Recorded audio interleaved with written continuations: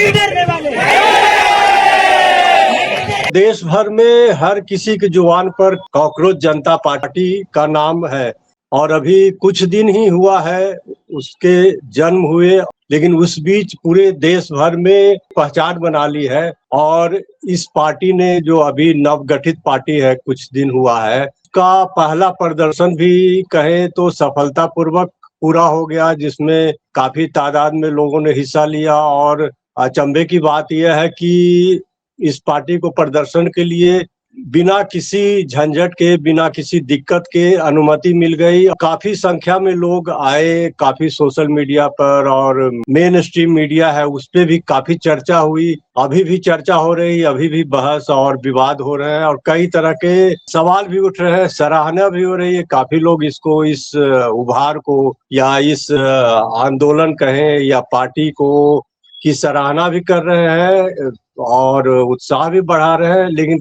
काफी सवाल भी उठ रहे हैं, जैसे किसानों का आंदोलन हुआ था या और दूसरे तरह के प्रोटेस्ट होते हैं, उसमें पुलिस लाठी और डंडे का प्रयोग करती है, हर जगह बैरिकेड लगा देती है, आने जाने पर प्रतिबंध लगा देती है, तरह तरह के मतलब अवरोध उत्पन्न किया जाता है और सरकार की ओर से भी किया जाता है। लेकिन ये कॉकरोच जनता पार्टी है, उसका जो पहला प्रदर्शन था बिना किसी अवरोध के, पुलिस के द्वारा या सरकार के द्वारा बिना किसी दिक्कत के आयोजित हुआ। तो इसको लेके भी कई लोग सवाल उठा रहे हैं और कई लोग कह रहे हैं कि ये बीजेपी की बी टीम है या इसको बैकअप बीजेपी और सरकार की ओर से मिल रहा है।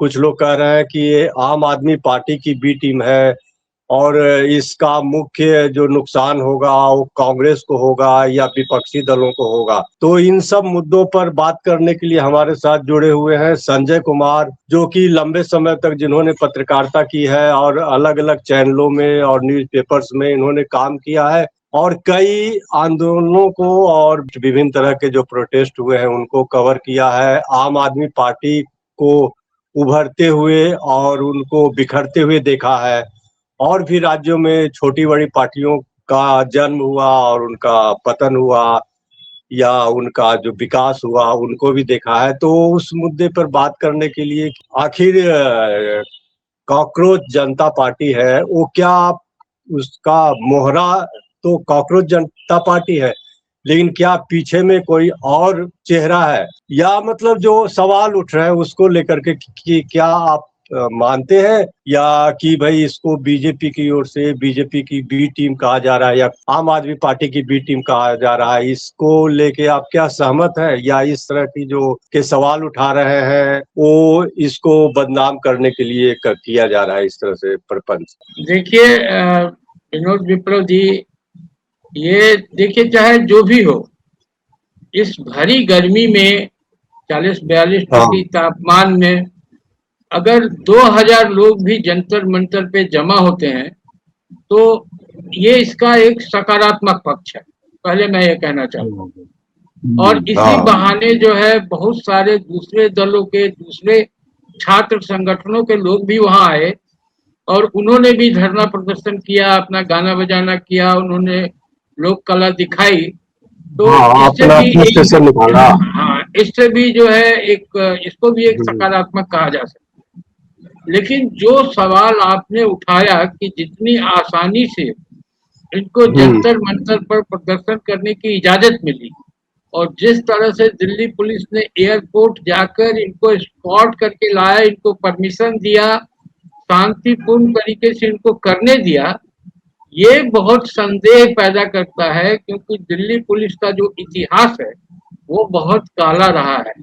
आप छात्रों का आंदोलन हो, मजदूरों का आंदोलन हो, किसानों का आंदोलन हो, पहलवानों का आंदोलन हो, ये सब जब जंतर मंतर पे जाते हैं करने तो पहले तो इन्हें रोका जाता है, इनको परमिशन नहीं दिया जाता है, फिर इनको पे डंडे चलाए जाते हैं, फिर उन्हें बसों में कोच कोच कर जो है थाने ले जाया जाता है या दूर दराज के इलाकों में ले जाकर छोड़ दिया जाता है। लेकिन यहाँ ऐसा कुछ नहीं हुआ। ये बहुत ही एक अच्छी जो हिंदी फिल्म की स्क्रिप्ट होती है उसके हिसाब से ये चली। ये पहले अचानक से एक जैसा लगा कोई विस्फोट हुआ, कॉकरोच जनता पार्टी बन गई, मिलियंस में इसके फॉलोअर आ गए सोशल मीडिया पे।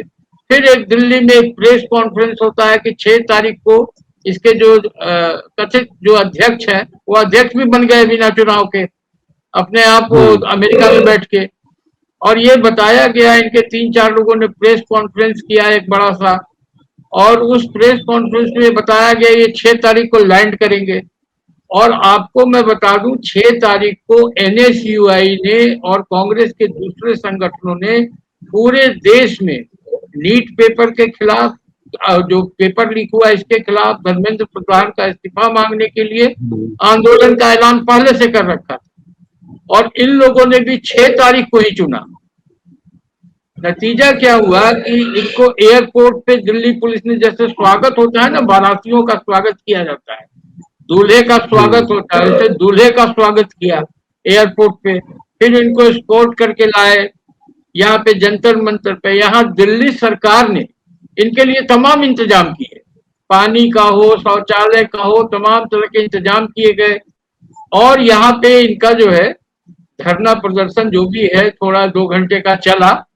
और इसमें तो क्या होता है कि जब इस तरह का कोई समागम होता है तो बहुत सारे ऐसे लोग जिनके दिल में ये ख्याल होता है कि ऐसा कुछ होना चाहिए, वो उसमें शामिल हो जाते हैं। जैसे देखिए, मैं तो आयशा के लोगों को देख रहा था, एसएफआई के कुछ लोग आ गए, आम आदमी पार्टी के तो लोग इसमें थे ही। तो इस तरह के कई सारे लोग आए, लेकिन जिस तरह से बताया गया कि 10 मिलियन या 15 मिलियन लोग सोशल मीडिया पे आए थे, लेकिन भीड़ 1.5 से 2,000 लोगों से ज्यादा की नहीं थी।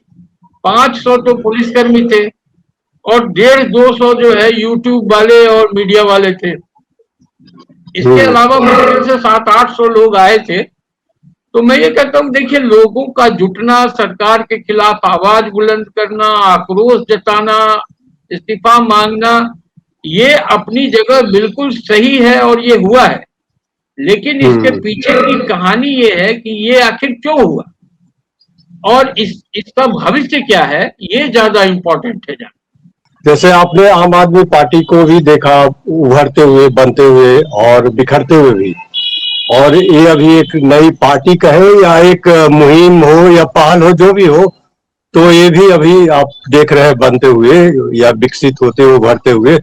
तो दोनों में आप क्या फर्क महसूस करते हैं या क्या समानता महसूस करते हैं? जैसे उसको भी अरविंद केजरीवाल सोशल एक्टिविस्ट थे, उन्होंने इसको शुरू किया और पूरा धरना प्रदर्शन का लंबा दौर चला और सरकार को भी झुकना पड़ा। फिर उसके बाद चुनाव हुए, चुनाव में दिल्ली में तो काफी भव्य तरीके से विजय हासिल हुई। और अभी ये तो पार्टी बनी है तो एक लोगों में छटपटाहट है, लोगों में गुस्सा है सरकार को लेके। उसका भी एक कारण हो सकता है कि इतने जल्दी इनके फॉलोअर्स बढ़े। तो एक फिर भी एक जो दोनों पार्टियों को आपने देखा, हालांकि अभी पार्टी बनी है नहीं है ये तो बाद में पता चलेगा, लेकिन जो शुरुआत है उसमें दोनों में क्या फर्क देखते हैं?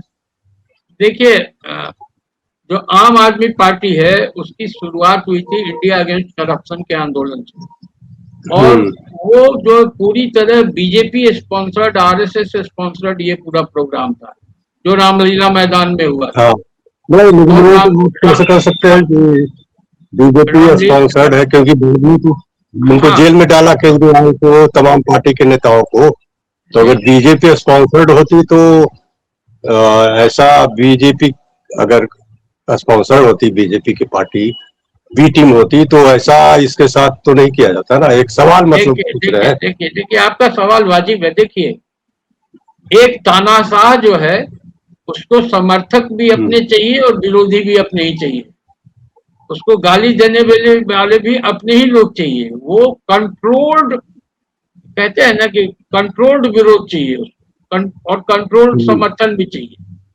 तो वो ये प्रेशर कुकर का वाल्व जैसा है कि जब दबाव ज्यादा बन जाए तो सीटी को उठा दो, थोड़ा आवाज होगा लेकिन प्रेशर कम हो जाएगा।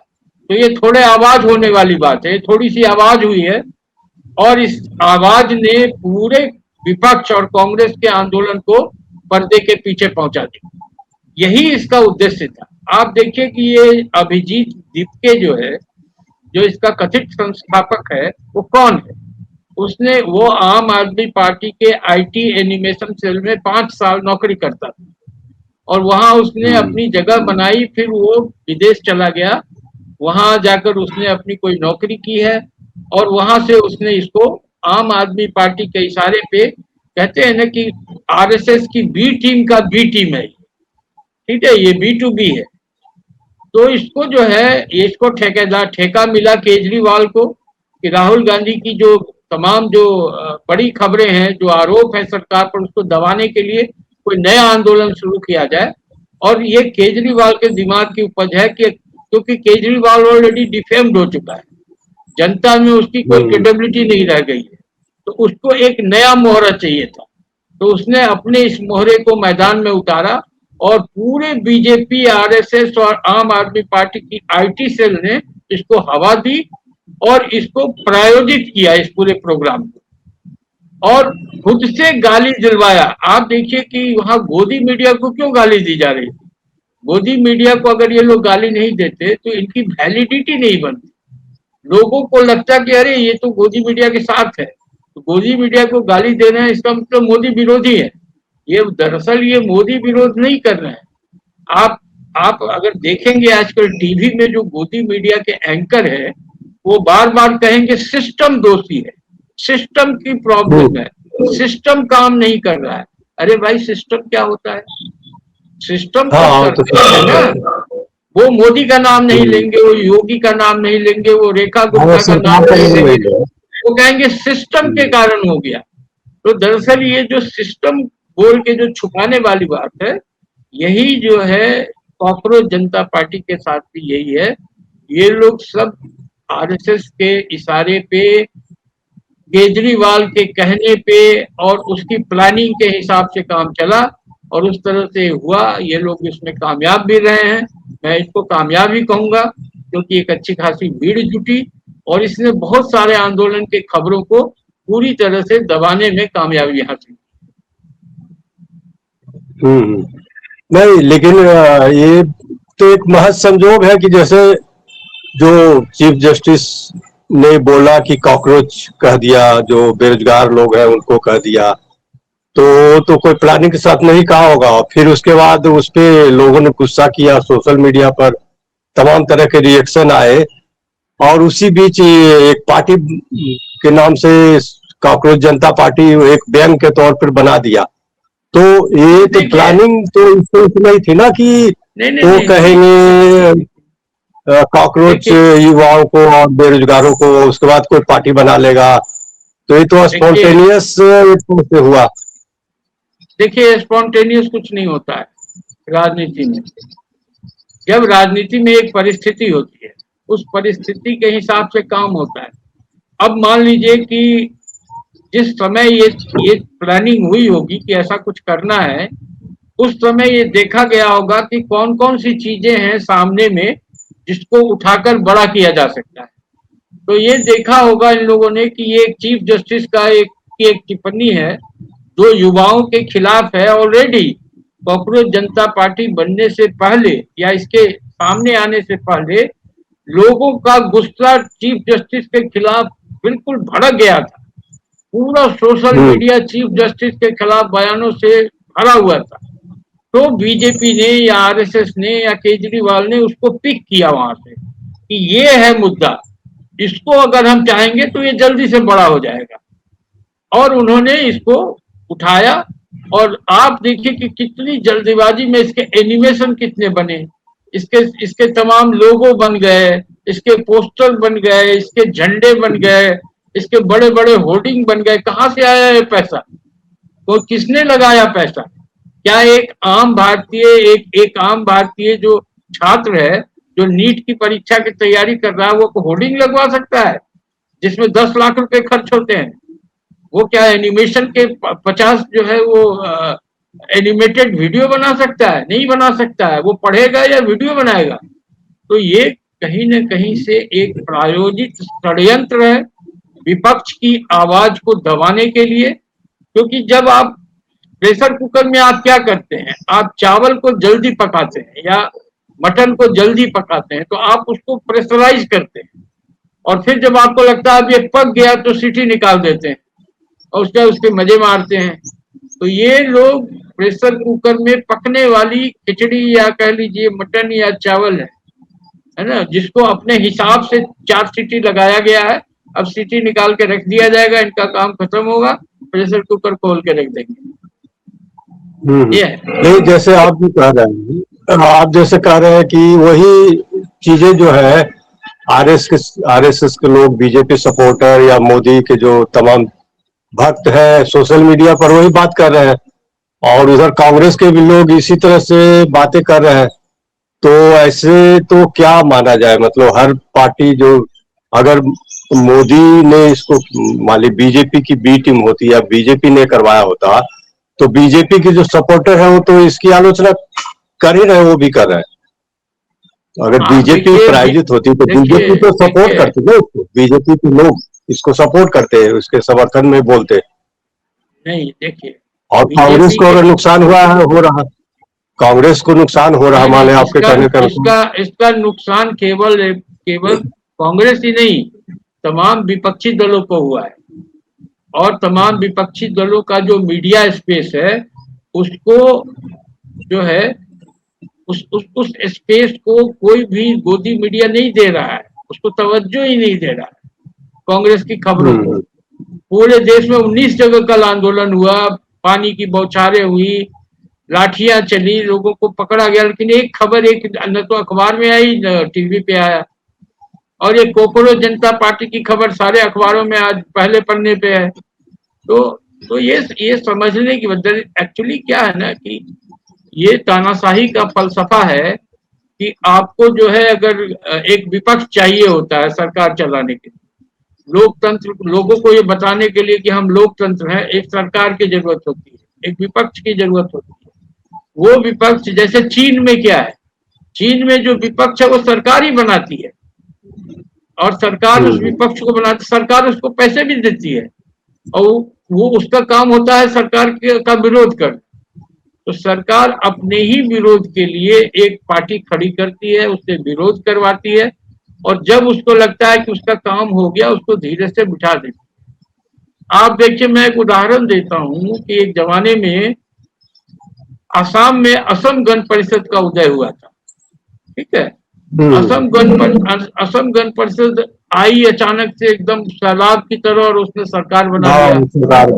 हाँ, लेकिन उसका बिखराव भी उतनी ही जल्दी हुआ। आज उसकी क्या हैसियत है असम गण परिषद, सारे नेता उसको निकले। जो ममता बनर्जी का जो उभार हुआ वो भी तो बहुत अचानक हुआ और तमाम सीपीएम उसके लोग ही बाद में इसमें आकर गए और फिर अब बिखराव भी हो गया। वो तो खैर बंगाल का मामला अलग है।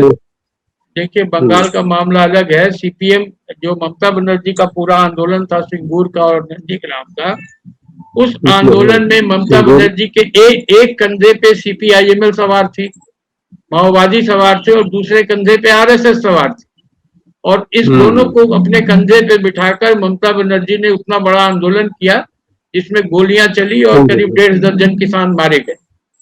तो और चूंकि जो है सीपीएम की सत्ता 35 साल थी बंगाल में, तो सीपीएम के जितने कैडर थे उन्होंने विपक्ष देखा ही नहीं था। वो तो सत्ता में ही पैदा हुए, सत्ता में ही जवान हुए, सत्ता में ही बड़े हुए थे, तो उन्हें लगा कि उनको तो सत्ता के साथ ही रहना है। तो रातों रात वो तृणमूल कांग्रेस के साथ चले गए और ममता ने, आज ममता बनर्जी की पार्टी के साथ जो हो रहा है यही ठीक ममता बनर्जी ने सीपीएम के साथ किया था। जब ममता बनर्जी की सत्ता आई तो सीपीएम के सारे दफ्तर लूट लिए गए, वहां सब में आग लगा दी गई। सीपीएम के और कांग्रेस के तमाम दफ्तरों पर ममता बनर्जी ने कब्जा कर लिया और उनके तमाम कैडर को अपने साथ ले लिया। आज यही ममता बनर्जी के साथ हो रहा है, क्योंकि ममता बनर्जी के साथ भी जितने लोग हैं वो भी सत्ता के साथ वाले हैं। तो अब सत्ता बीजेपी के पास है, वो सब रातों रात बीजेपी में चले जाएंगे। इसीलिए देखिए तृणमूल कांग्रेस में सब छूट छूट के भाग रहे हैं सब, क्योंकि वो सत्ताधारी दल वाले हैं। वो सब सीपीएम कांग्रेस के सबका इतिहास है और वो विपक्ष में रह ही नहीं सकते। तो इसीलिए ममता बनर्जी आज अकेली खड़ी दिखाई दे रही है और सब लोग उसके भागे जा रहे हैं। तो ये देखिए, ये राजनीति का ये है। तरीका है काम करने का। लेकिन जहां तक ये कॉकरोच जनता पार्टी का सवाल है, इसने एक समाज में या कह लीजिए युवाओं में एक आलोड़न तो पैदा जरूर किया है, चाहे नियत और मंशा जो भी रही हो, इसके पीछे का की तैयारी जो भी रही हो। लेकिन क्या होता है ना कि आप किसी भी आंदोलन को आप किसी भी मकसद से आप शुरू करें, वो हमेशा आपके कंट्रोल में रहेगा, इसकी कोई गारंटी नहीं है। वो कब आपके हाथ से फिसल कर एक बड़ा आंदोलन बन जाएगा और आपकी भूमिका उसमें नदारद हो जाएगी, इसका पता नहीं चलेगा। तो ये युवाओं का, चाहे जिस मकसद से भी आए हों, इस भरी गर्मी में जंतर मंतर पे जमा होना, 3 घंटा नारेबाजी करना, डफली बजाना, उनका बयान देना, उनका सरकार के खिलाफ विरोध जताना, ये अच्छा है, पॉजिटिव है, सकारात्मक है, चाहे किसी की मंशा कुछ भी रही हो। और अगर ये स्क्रिप्टेड है, जिसकी पूरी संभावना है और इसके जो सारे चिन्ह दिखाई दे रहे हैं, तो आप देखिएगा कि धर्मेंद्र प्रधान का इस्तीफा भी 1-2 दिन में हो जाएगा, ताकि ये जो दीपिके है, अभिजीत दीपिके, उसको एक वैलिडिटी मिल सके और वो केजरीवाल की तरह एक बड़ा नेता बन सके। क्योंकि अगर धर्मेंद्र प्रधान का इस्तीफा इसके बाद भी नहीं होता है, तो इसकी हैसियत 0 हो जाएगी हफ्ते 15 दिन में। लेकिन धर्मेंद्र प्रधान का अगर इस्तीफा हो जाता है, तो इसकी हैसियत बड़ी हो जाएगी आने वाले दिनों में, और लोग इसकी बात को सुनने लगेंगे। जी जी, तो आप इसका भविष्य क्या देखते हैं, किस तरह से आगे चल के, क्या आपको लगता है आगे क्या किस तरह से रूप लेगी पार्टी, या क्या होगा एक भविष्य के रूप में आप किस तरह से इसका भविष्य धर्मेंद्र प्रधान के इस्तीफे से जुड़ा हुआ है। अगर धर्मेंद्र प्रधान का इस्तीफा इसके बाद भी नहीं होता है, तो ये पार्टी धीरे धीरे जो है खत्म हो जाएगी, ये लोग बिखर जाएंगे और ये सब जो है थोड़ा बहुत नजर आते रहेंगे। मगर देखिए, बीच में 1 हफ्ता जब ये पार्टी बनी, इसका उभार हुआ, उसके बाद 1 हफ्ते तक ये गायब हो गई और अचानक कल फिर उभर के सामने आई। इसी तरह ये गायब होती रहेगी, सामने आती रहेगी। जब जरूरत पड़ेगा मोदी जी को, तो इसका इस्तेमाल करेंगे, और जब जरूरत नहीं होगी जिस समय में, तो वो पर्दे के पीछे रहेगी। आप अगर याद कीजिए कि जब सत्येंद्र जैन को गिरफ्तार किया, जब संजय सिंह को गिरफ्तार किया, जब केजरीवाल को गिरफ्तार किया, जब मनीष सिसोदिया को गिरफ्तार किया, इन तमाम समय में सरकार संकट में थी और इन लोगों को गिरफ्तारी इसलिए की गई ताकि पूरी तरह खबरों के नैरेटिव को बदल दिया जाए और खबरों को जो है बिल्कुल दूसरी तरफ ले जाया जाए। बताया जाए कि मोदी का विकल्प केजरीवाल है, जबकि केजरीवाल ने खुद ही कहा था, पोस्टर लगाया था पूरी दिल्ली में कि देश में मोदी और दिल्ली में केजरीवाल। तो ये केजरीवाल ने कभी नहीं कहा वो आरएसएस विरोधी है। वो तो कहता है खुलेआम इंटरव्यू कि मेरे माँ बाप सब आरएसएस के जो है कैडर रहे हैं। तो ये जो है एक्चुअली विपक्ष को डिफेम करने, उसके स्पेस को हथियाने, उसको कमतर दिखाने की कोशिश का ये सब हिस्सा है और इस तरह के कई प्रयास होते रहे हैं, आगे भी होते रहेंगे। और ये केजरीवाल जो है वो आरएसएस का आदमी है, ममता बनर्जी आरएसएस की आदमी है और ये लोगों का इस्तेमाल पार्टी जो है करती रहेगी और जब उनको जरूरत नहीं होगी इनको धक्के मार के बाहर निकालती रहेगी। तो देखते हैं क्या होगा आगे। सवाल तो कई है और मुद्दे भी कई हैं। अब भविष्य बताएगा कि जो कॉकरोच जनता पार्टी है वो किस दिशा में जाएगी, उसकी दशा दिशा क्या होगी। तो हम लोग फिर इस मुद्दे पर या और अलग मुद्दे पर बात करेंगे। आप इस बारे में क्या सोचते हैं? हमारे दर्शकों से अनुरोध है कि अगर आप अपनी राय कमेंट बॉक्स में लिखें तो आपका बहुत बहुत धन्यवाद संजय जी, और हम फिर मिलेंगे। नमस्कार। नमस्कार। नमस्कार। नमस्कार। ठीक है।